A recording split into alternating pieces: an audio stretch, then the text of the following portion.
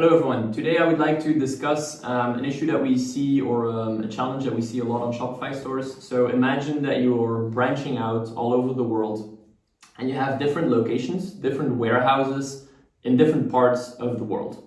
So we had a customer that wanted to set up a warehouse in Asia to serve the Asian market. So it's like South Korea, Japan, China, mostly.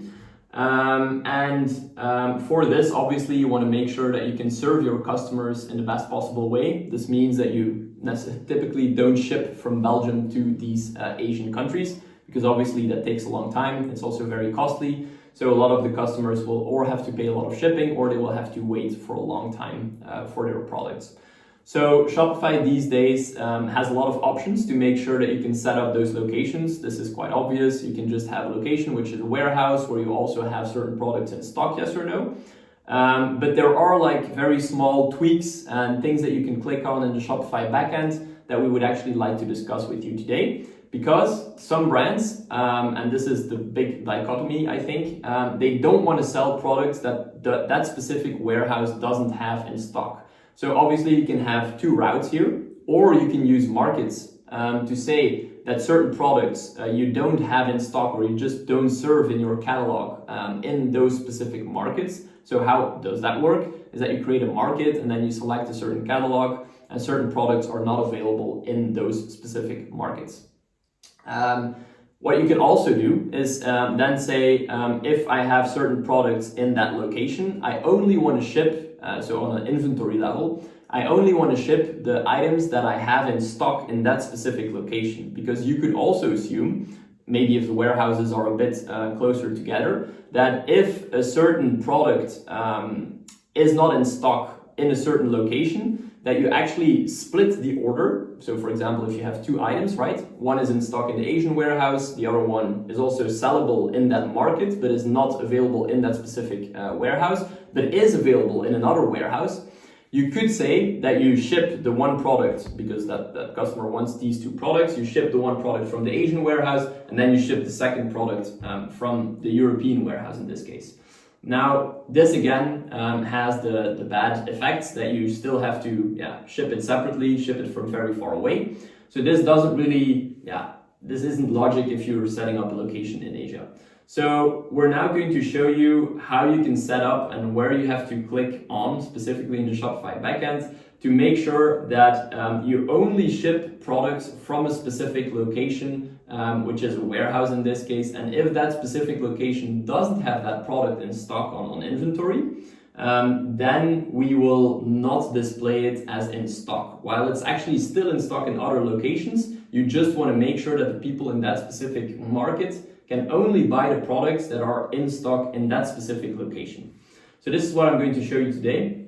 So basically what you see here on my screen is you have a certain product and you see that it's in stock. We have 25 products in stock. So now I'm on the Belgian market, which is linked to location in Europe, basically. If I then go to Japan, which is in the other market, right? That should be coupled to the other location, the other warehouse in this case.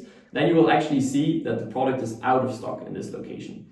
So how did we do this in the backend? You can actually see this here in the product as well. So in the China location, and then Japan is under the location or the shipping and delivery part where we ship from the Chinese warehouse, because Japan is obviously in that region, right? You can see here that we have inventory in the shop location, which was linked to the Belgian market. But we don't have any available inventory in the Chinese warehouse. So we don't have any availability for the parts of the market that are linked to the Chinese warehouse. And then this is the little checkbox that I wanted to show you before. If I just go one page back, this is the concept of fulfillable inventory. So you can set up all your shipping and delivery settings, basically. So then you have to split it out. Like I said before, you have one location, the other location, you have shipping rules based on those two locations.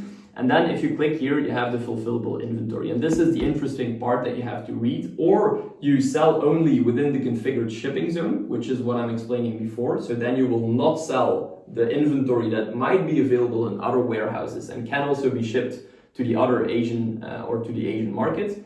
Or you say that you sell from all the locations to all shipping zones, meaning that even if you have to split up an order, one product is in stock in the Chinese warehouse in this case, and then the other product might be in stock in a different warehouse, that you then split it up basically and you fulfill the order also from other warehouses.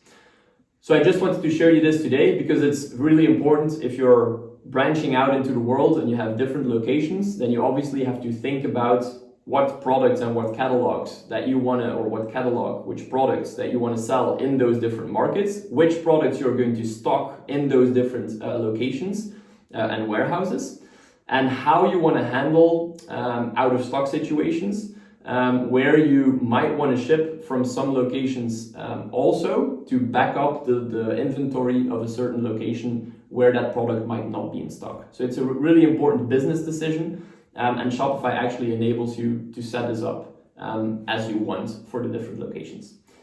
So hopefully this helped. And if you have any questions, let me know.